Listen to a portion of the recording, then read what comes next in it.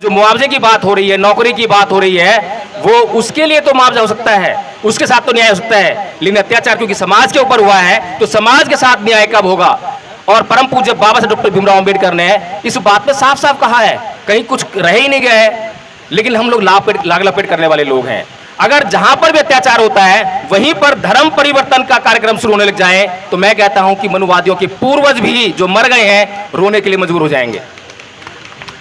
और एक समय ऐसा आएगा कि जब सांस्कृतिक परिवर्तन हो जाएगा, सांस्कृतिक परिवर्तन मतलब जो नरेंद्र मोदी आज हमारे खिलाफ काम कर रहा है या डॉक्टर सविता जो हमारे खिलाफ काम कर रही है, अगर उसके दिमाग का परिष्कार हो जाए तो वही डॉक्टर रितु से आके माफी मांगे कि गलती होगी मेरे से, मैं क्या कर रही थी, मैं बाबा साहेब के बच्चों का अपमान कर रही थी, जिस बाबा साहेब ने हिंदू कोड बिल के माध्यम से मुझे यहाँ बैठने का अधिकार दिया मैं उसका अपमान कर रही थी। तो कुल मिलाकर यह है कि हमारे भीतर जो है जो संविधान और कानून जो हमारे पास है, संविधान और कानून हमारी जो है तत्क्षण रक्षा करते हैं, इंस्टेंट रिलीफ देते हैं, लेकिन परमानेंट रिलीफ अगर कहीं पर है तो वो केवल और केवल बुद्ध के धम्म में है, सांस्कृतिक परिवर्तन में है। मैं एक सामाजिक कार्यकर्ता हूं, राजनेता नहीं हूं, और परम पूज्य बाबा साहब डॉक्टर भीमराव अंबेडकर ने बड़ी अच्छी तरीके से एक सामाजिक कार्यकर्ता और एक राजनेता में अंतर बताने का काम किया है। शायद जिसको समझने का काम हमने अभी तक नहीं किया है। एक सामाजिक कार्यकर्ता जो अपनी पहचान के लिए तरसता है, लेकिन लगातार समाज के मुद्दों को समाज सुधार करने के लिए निरंतर प्रयासरत रहता है, संघर्ष रहता है। लेकिन एक राजनेता जो है लाग लपेट वाली भाषा बोलता है, वो बातें बोलता है जो तत्कालीन समाज है जो उसको सुनना पसंद करता है, और वह कोई भी ऐसी बात नहीं करता है चाहे वो बात समाज के लिए कितनी भी जरूरी क्यों ना हो, चाहे वह बात समाज के सुधार के अंतर्गत क्यों ना हो, वह वही बात बोलेगा जो उस समाज को पसंद हो, चाहे वह कोई रीति रिवाज हो, परंपरा हो, कुछ भी मामला हो। लेकिन परम पूज्य बाबा साहब डॉक्टर भीमराव अंबेडकर हमारे समाज में एक ऐसे सामाजिक कार्यकर्ता के तौर पर आए और समाज सुधारक साबित हुए जिन्होंने कभी भी उस राजनीति के लिए अपने समाज सुधार को गिरवी या बेचा नहीं। और परम पूज्य बाबा साहब डॉक्टर भीमराव अंबेडकर ने कभी भी कोई भी कितना ही बड़ा नेता क्यों ना हो, किसी भी समय उनकी राजनीति खतरे में क्यों ना रही हो, लेकिन सच बात को बोलने से कभी गुरेज नहीं किया। इसीलिए मैं भी यहाँ पर आया हूँ। मुझे मालूम पड़ा कि डॉक्टर रितु यहाँ बैठी हैं और आंदोलन कर रही हैं, दिन में भी चल रहा है, रात में भी चल रहा है। मेरे एक बात दिमाग में आई, सोच रहा था मैं कि जो नालायक बच्चे होते हैं, जो पढ़ाई लिखाई नहीं करते, जो बचपन में मेहनत नहीं करते हैं, उनको अपने पूरे जीवन भर मेहनत मजदूरी करके अपना जीवन गुजारना पड़ता है और हमेशा जो है परेशानी में ही अपना जीवन जीना पड़ता है। मैं वहाँ बैठा हुआ देख रहा था कि यहाँ पर कोई एक छोटे कद का व्यक्ति खड़ा हुआ बोलने के लिए, और उसके पीछे जो है काले कपड़े में दो कमांडो या बाउंसर खड़े हुए, बहुत बड़ी भीड़ इकट्ठी हो गई। मैं सोच रहा था कि ये इसके पीछे क्यों खड़े हो रहे हैं, समझ में नहीं आ रहा था। लेकिन ज्यों-ज्यों वो भाषण परवान चढ़ता गया मुझे समझ में आने लगा कि कारण क्या है, कि आखिर जो है इतने लोगों की सपोर्ट की जरूरत क्या है। मैंने परम पूज्य बाबा साहब डॉक्टर भीमराव अंबेडकर को या इतने भी महान पुरुष रहे हैं, कभी भी मैंने ऐसा नहीं देखा कि उनके पीछे जो इस तरह से लोग खड़े हों, इतनी सुरक्षा की जरूरत पड़ी हो। हमारी जो भाषा है वो बताती है कि हमारा आंदोलन जो है किस दिशा में जा रहा है। हमारी भाषा ही तय करती है कि हम कितनी संजीदगी से अपने आंदोलन को चला रहे हैं। ये जो आंदोलन चल रहा है और जो अत्याचार आज डॉक्टर रितु के ऊपर आज आपको महसूस हो रहा है, दिखाई दे रहा है, ऐसा नहीं है कि इस समाज के ऊपर इससे पहले अत्याचार नहीं हुए या हमारे महापुरुषों के ऊपर अत्याचार नहीं हुए। परम पूज्य बाबा साहब डॉक्टर भीमराव अंबेडकर के ऊपर भी पूरे जीवन भर अत्याचार होते रहे। अभी साथी जो है शायद चर्चा में लगे हुए हैं, आंदोलन में शायद ध्यान नहीं है। मैं चाहूँगा कि सभी साथी बैठ जाएं। अगर वास्तव में जो जाने वाले हैं जाने दीजिए, उनकी बाइट हो रही है, अच्छी बात है, होने दीजिए। अगर चर्चा करनी है तो अच्छी तरह की जाए, संजीदगी की जाए, नहीं तो उसका मकसद कोई नहीं है। राजनीति में और समाज सुधार में बड़ा फर्क है। ये जो आंदोलन है मैं इसको देख रहा हूँ कि समाज के लिए हो रहा है। अगर समाज के लिए हो रहा है तो हमें इसका कोई भी राजनीतिक लाभ के लिए नहीं सोचना चाहिए। तो परम पूज्य बाबा साहब डॉक्टर भीमराव अंबेडकर के ऊपर बचपन से अत्याचार हो रहे थे और आजीवन अत्याचार हुए। जब वे पढ़े लिखे नहीं थे तब भी अत्याचार हुए, जब वो स्कूल एजुकेशन ले रहे थे, और जब वे बड़ी बड़ी डिग्रियां लेकर विदेश से वापस घर में लौटे तब भी उन पर अत्याचार बंद नहीं हुए, तब भी अत्याचार होते रहे। लेकिन मेरी समझ में एक बात नहीं आती है कि क्या पूरे जीवन भर परम पूज्य बाबा साहब डॉक्टर भीमराव अंबेडकर ने अपने लिए, अपने ऊपर हुए अत्याचारों का बदला लेने के लिए किसी के खिलाफ कोई एफआईआर दर्ज कराई, कोई आंदोलन किया, कोई झगड़ा किया? कम से कम जब कानून मंत्री बन गए तब तो उनको जो है ऐसा कुछ कदम उठा लेना चाहिए था, लेकिन अपने लिए नहीं। और जब वो पढ़ लिख गए, समझ गए और उन्होंने पूरा अध्ययन किया, ऐसा कोई मामूली आदमी नहीं था जो कि अध्ययन ना किया हो और वैसी हवा में बात कर रहा हो। परम पूज्य बाबा साहब डॉक्टर भीमराव अंबेडकर को संस्कृत पढ़ने से रोका गया इस देश में, सबको पता होगा। और जब उन्होंने हिंदू धर्म के धर्म ग्रंथों का अध्ययन उन्हें करना था कि उसमें आखिर ऐसा क्या लिखा है कि इस देश में सामान्य तौर पर जो प्राणी जी सकते हैं, जीने का अधिकार होना चाहिए, उससे उनको वंचित किया जा रहा है। तो उस बात को समझने के लिए उनको जो है वो धर्म ग्रंथ जिनका हवाला दे देकर उनके ऊपर अत्याचार हो रहे थे, उनको पढ़ने के लिए जर्मनी पढ़नी पड़ी और तमाम तरीके अख्तियार करने पड़े, जिनके माध्यम से उन्होंने जो उन धर्म ग्रंथों का अध्ययन किया।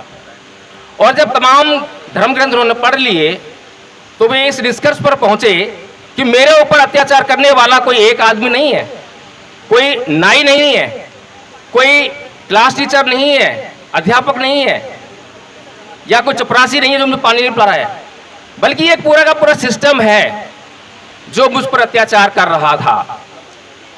और उन्होंने देखा कि ये ना केवल मेरे ऊपर अत्याचार हो रहा है बल्कि पूरे मेरे समाज के ऊपर अत्याचार हो रहा है और हजारों वर्षों से हो रहा है। तो परम पूज्य बाबा साहब डॉक्टर भीमराव अंबेडकर जब इस बात को अच्छी तरह समझ गए तो उन्होंने उसकी जांच शुरू करी कि इसका कारण क्या है। जब कारण पता लग गया तो उसका निदान क्या है, क्या करना चाहिए। तो उन्होंने अपनी लड़ाई को व्यक्तिगत ना बनाते हुए उसको सामाजिक बनाया और अध्ययन करने के बाद पता चला कि ये तो एक सांस्कृतिक युद्ध है। ये जो लोग मेरे पर अत्याचार कर रहे थे ये अपने मन से अत्याचार नहीं कर रहे हैं, इनको जो है धर्म ग्रंथों से ये आदेश मिल रहा है कि इन लोगों पर अत्याचार करो, इन लोगों को पानी मत पीने दो, इन लोगों को छुआछूत करो, वगैरह वगैरह। जब परम पूज्य बाबा साहब डॉक्टर भीमराव अंबेडकर को ये सब बातें पता लग गई तो वे इस निष्कर्ष पर पहुंचे। 13 अक्टूबर 1935 को येवला की भूमि में इसी तरह की जनसभा में उन्होंने अपने मुखर से कहा कि मैं हिंदू धर्म में पैदा हुआ, यह मेरे बस की बात नहीं थी, लेकिन मैं हिंदू धर्म में मरूंगा नहीं। उसके बाद 14 अक्टूबर 1956 को 21 साल के बाद उन्होंने जो है उस बात को साबित करते हुए कि मैं इस धर्म में पैदा हुआ, यह मेरे बस की बात नहीं थी, लेकिन मैं इस धर्म में मरूंगा नहीं, उस बात को सही साबित करते हुए 1956 में धर्मांतरण कर लिया। और अभी हम जो है लगातार पढ़ते हैं, अध्ययन करते हैं बाबा साहेब डॉक्टर भीमराव अम्बेडकर के साहित्य का, और उसके माध्यम से जानने का प्रयास करते हैं कि परम पूज्य बाबा साहेब डॉक्टर भीमराव अम्बेडकर ने इस देश में ना तो कोई राजनीतिक लड़ाई की बात कही है, ना किसी और लड़ाई की बात कही है। बाबा साहेब ने क्लियर कट साफ साफ शब्दों में कहा है कि इस देश में दो संस्कृतियों के बीच में लगातार युद्ध चल रहा है। एक तरफ जो है ब्राह्मण संस्कृति है और दूसरी तरफ जो है समर संस्कृति है। लेकिन समस्या ये है कि हम अपनी सारी समस्याओं का इलाज राजनीति में ढूंढते हैं, राजनीति के माध्यम से करना चाहते हैं। बाबा साहेब ने कहा था कि आपकी सभी समस्याओं की जो जड़ है या चाबी है, हल है, वो राजनीति में है, इसलिए सत्ता को प्राप्त कीजिए। बात ठीक है, लेकिन उन्होंने जो उसको प्राप्त करने के लिए साधन दिया उसकी तरफ हमने कभी गौर नहीं किया। परम पूज्य बाबा साहेब डॉक्टर भीमराव अम्बेडकर की इस बात को मानने का अगर काम किया तो वो मान्यवर साहेब कांसीराम जी ने किया, अच्छी तरह से अध्ययन किया। और जो व्यक्ति परम पूज्य बाबा साहेब डॉक्टर भीमराव अम्बेडकर के द्वारा लिखे गए साहित्य को, उनकी बातों को बड़ी बारीकी से, गंभीरता से अध्ययन करेगा तो निश्चित तौर पर उनके बताए हुए मार्ग पर ही चलने का काम करेगा। और मान्यवर साहेब कांसीराम जी ने जब उनकी बातों का अध्ययन किया तो उन्होंने पाया कि बाबा साहेब डॉक्टर भीमराव अम्बेडकर ने राजनीतिक सत्ता को प्राप्त करने के लिए गैर राजनीतिक जड़ों को मजबूत करने के लिए आह्वान किया है कि जिन लोगों की गैर राजनीतिक जड़ें मजबूत होती हैं उनकी सत्ता, राजनीतिक सत्ता जो है लंबे समय चलती है और आसानी से प्राप्त की जा सकती है। इस बात को साहेब मान्यवर कांसीराम जी ने समझा, देखा और समाज का आकलन किया कि समाज अभी भी रूढ़िवाद परंपराओं और धार्मिक अंधविश्वास में फंसा हुआ है। हमारा अपना समाज, जिसको उन्होंने 85% का नाम देकर बहुजन समाज की संज्ञा दी, तो उन्होंने देखा कि अभी धार्मिक आंदोलन संभव नहीं है। बाबा साहेब ने सामाजिक और धार्मिक आंदोलनों की बात कही है, तो धार्मिक आंदोलन अभी संभव नहीं है, तो उन्होंने सामाजिक आंदोलन पर ध्यान केंद्रित किया, ये संभव है।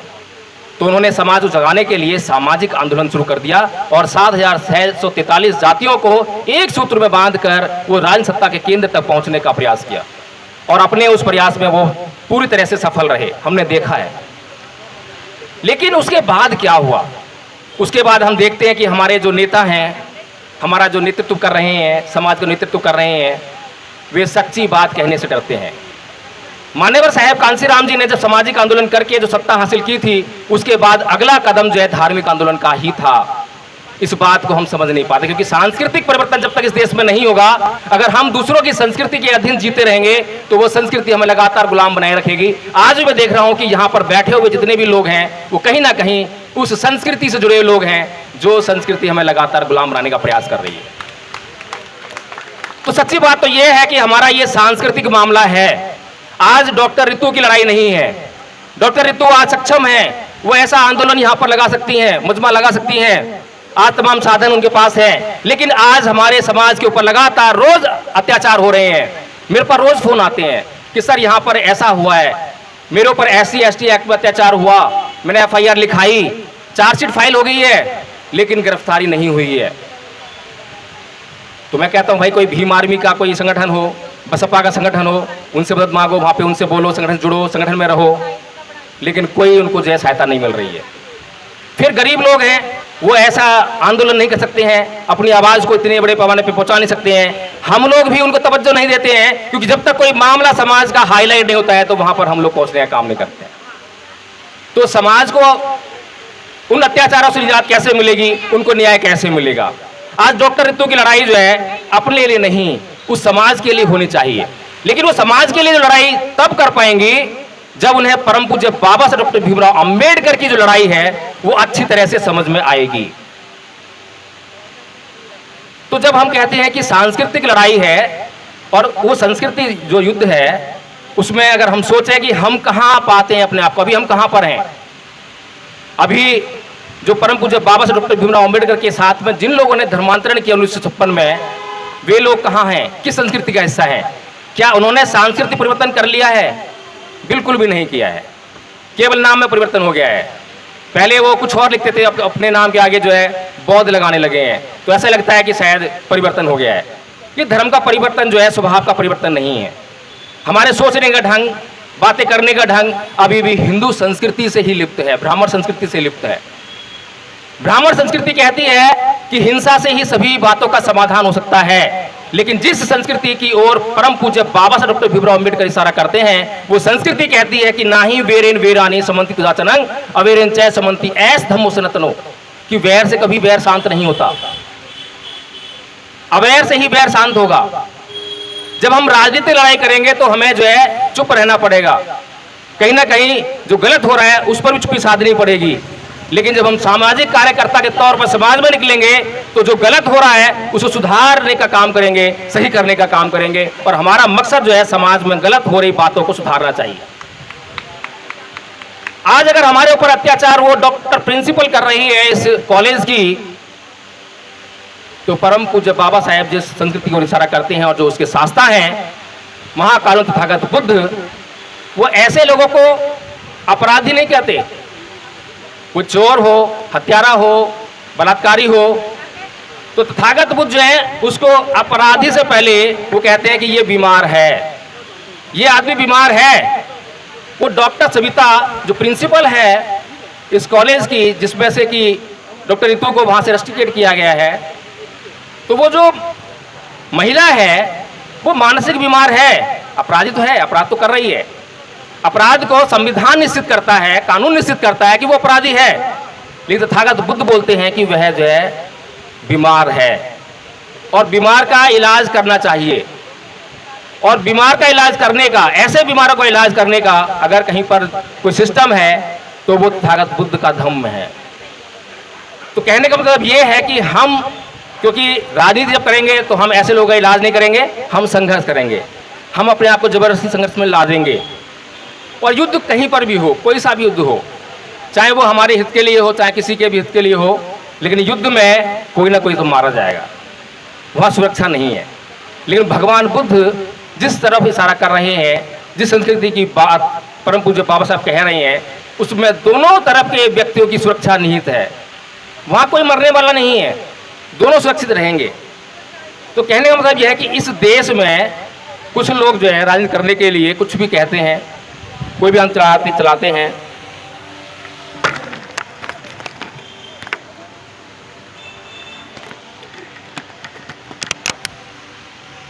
जो लोग वो आंदोलन चला रहे हैं उनका मकसद क्या है?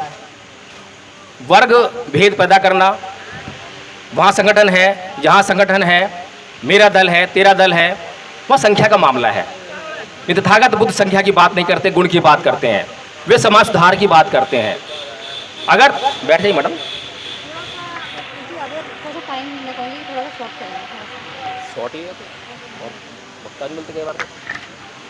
मैं यूट्यूब के माध्यम से राजेंद्र पाल जी को सुन रहा था, यहाँ पर आए होंगे, रतन लाल जी को सुन रहा था, अभी एडवोकेट भानु प्रताप सिंह जी भी बैठे हुए हैं, उनको भी कई बार सुना है।